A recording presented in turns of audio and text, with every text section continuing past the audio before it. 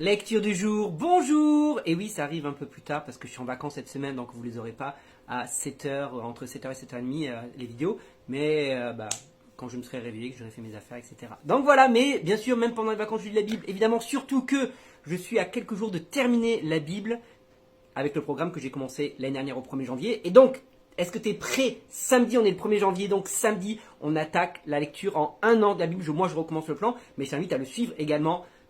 Motivé, bonne résolution du 1er janvier, commencer la Bible en un an avec le plan chronologique sur l'application YouVersion. Tu ne peux pas rater ça, ça va être excellent. Ce matin, j'ai lu dans deuxième épître de Jean et troisième épître de Jean.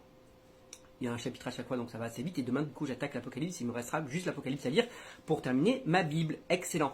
Je retiens un verset qui m'a vraiment interpellé et je me suis aperçu que ce matin, j'avais déjà surligné ce verset il y a longtemps. Je dis ouais, c'est vraiment le verset à retenir parmi ces deux chapitres. Bon, il y aurait d'autres choses, mais moi qui m'a interpellé. Il dit ceci, un conseil pour 2022, du coup, je te le donne maintenant. Il dit, amis, n'imitez pas le mal. N'imitez pas le mal. N'imitez pas ce qui est mal. N'imitez pas ce que font les gens en mal. Mais imitez le bien. Car celui qui fait le bien appartient à Dieu. Écoute bien la suite, c'est très important. Celui qui fait le mal, on pourrait croire que la suite logique c'est n'appartient pas à Dieu. Même pas.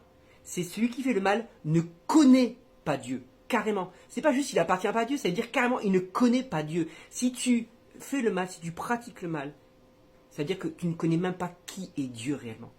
Donc, cher ami, ça veut dire que pour 2022, attache-toi à connaître Dieu. Parce que si tu connais Dieu, tu ne peux pas commettre le mal. Si encore dans ta vie tu commets le mal, je vais y arriver. Si dans ta vie encore tu commets le mal, c'est que peut-être tu ne connais pas si bien Dieu que ça.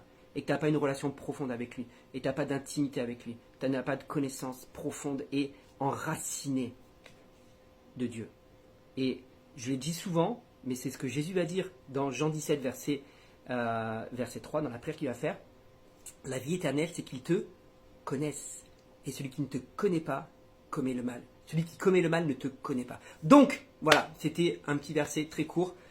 Amis, n'imitons pas le mal, imitons le bien. Celui qui fait le bien appartient à Dieu. Celui qui fait le mal ne connaît pas Dieu.